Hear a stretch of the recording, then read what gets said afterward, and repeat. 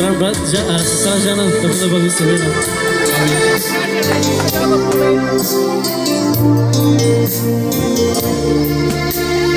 Наистина искам да ти кажа нещо, а и нашите брати и сестри слушат. Който не слуша, да не слуша. Но тук ние слушаме. Когато те видях, като чух да пееш, наистина имаш и певчески данни. Имаш много чист глас. Слава на Бога. Но в света има много хора с хубави гласове, нали така? Но аз видях в тебе тече помазание. И знаеш ли какво си казах? Вътрешно, докато чувах да пееш, аз се съкруших. Получих съкрушаване и попитах Бог, Господи, защо Той пее, аз се съкрушавам? Знаеш ли, аз казах на братята, казах, този човек е преминал през трудности, този човек е преминал през долината на плача, затова имаш помазание. Виж, аз се моля Святия Дух да държи това помазание в тебе. Защото през каквото и заминаваме, всичко става.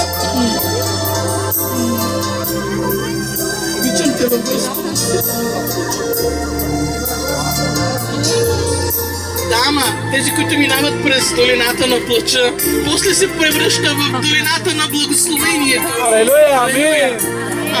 Подготви се, добро, голямо добро е на път да нахлуе в живота. Колкото повече трудности преминаваме, това означава, това символизира. Има послание за всяка трудност. И идва в живота ти нова съдба. И това не са само думи. Но се моля да запазиш помазанието. Да не останеш човек само с хубав глас. Не ме интересуват хубавите гласове.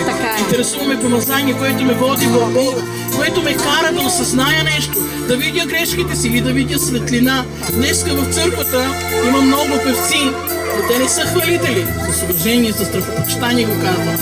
Моля ти се, запаси помазанието си, Боже. За делото на Бога са нужни хора с помазание. Не с знания, не с можения, не с темпераменти, с характери, с специални дарби. Хора, които пазят помазание. Всички получиха помазание, но в пътя, докато вървяха, го загубиха. Бог да ти благослови. Обичам те. Може една успивка да ми дадеш.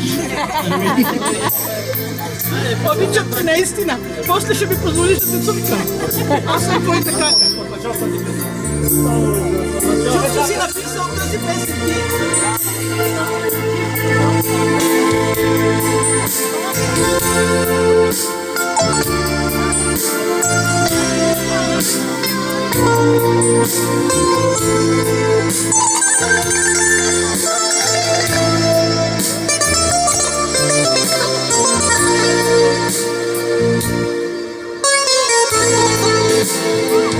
Ти си моя Бог, ти си моята сила,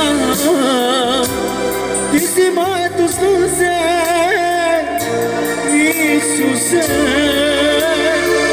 Ти си моя Бог, ти си моята сила, ти си моето слънце, Исусе.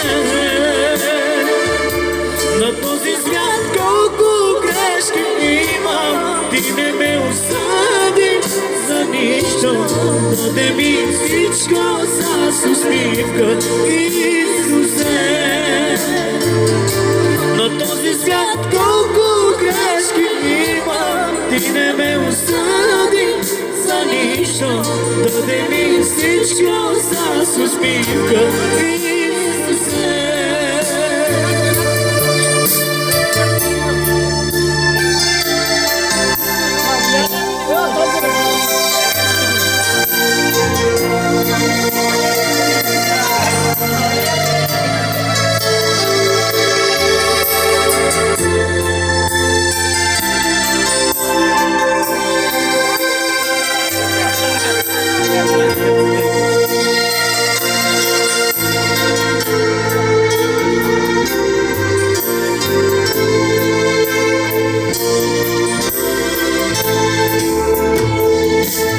Грешен бях и недостоен,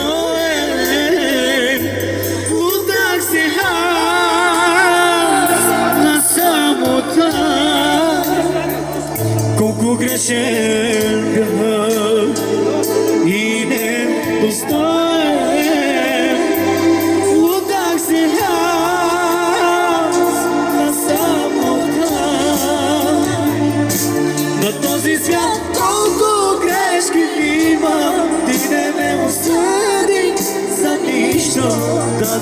всичко с усмивка, Исусе.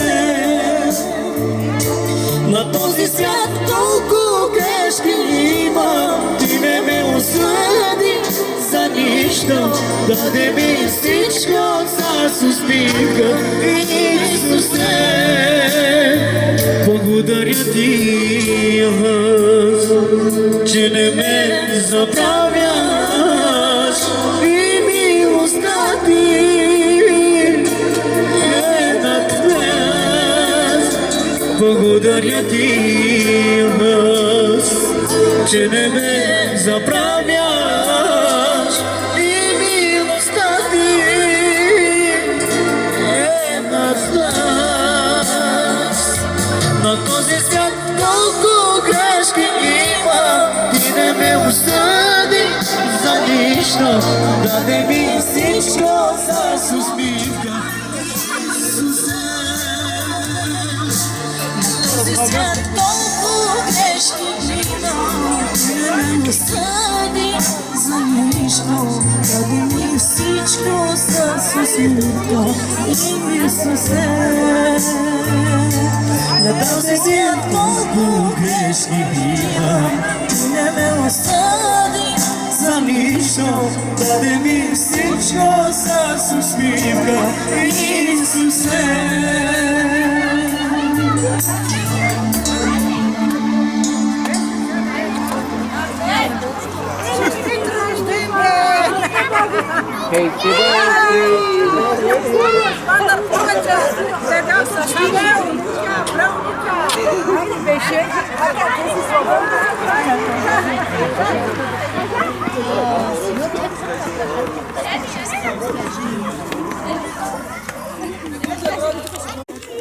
Как се чувстваш? Искаш ли някой да благодариш? Да поканиш някой, който иска да се покая? И да се молиме за някой. Аз искам ти да водиш. Ние ще те подкрепим.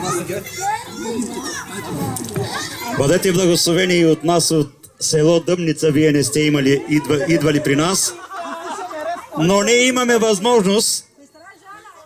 Знаеме къде живее брат Асен, знаеме къде живее брат Коста, брат Камен, знаеме къде живее брат Сашо. Сега разбрахме къде живее нашата сестра, която е роженичка.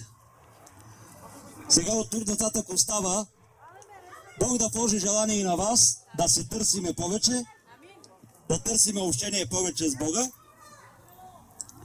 Но сега искам да пожелая на нашата роженичка, на сестрата, да бъде благословена от Бога, да бъде светлина за целия Перник, да бъде светлина за своя дом, да бъде светлина там, където работи и да насърчава по-младите. И аз ще кажа като нашия брат, да бъде като една духовна майка на тази църква. Искам да призова някои от тези, които се намират тук, но не са приели Христос. Ние много ще се радваме да видим някой от вас да дойде тук да се покая, да приеме Исус Христос. Защото мога да ви кажа нещо, че аз се казвам Расим Ахмед, живея в турско село. Моята съпруга е Семра Ахмед, Рамадан Ахмед. Нейният дядо е бил известен оджа. И това е било много трудно за нас. Само че ние разбрахме, че в Исус Христос има спасение. Ние разбрахме, че без Исус живот няма. И зато и някой, ако се почувства тази вечер, че има без Исус живот, ако мисли, че има живот без Исус, нека тази вечер да разбере, че има хора изпратени тук, които може да чуе, че и без Исус живот няма. Зато и ако желае, нека да заповяда да се покае, да не се срамува, да не се притеснява, да не ходи тази вечер да си ляга без да е приел Исус Христос, защото не се знае кога ще свърши живота му. Зато и нека да направи тази крачка, ако желая някой.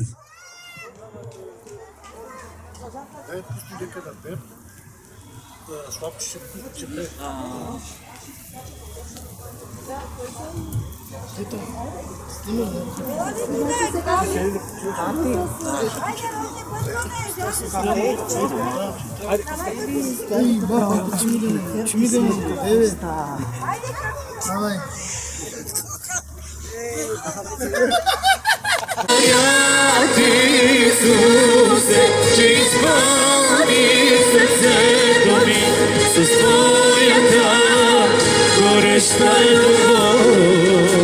Ани, любов,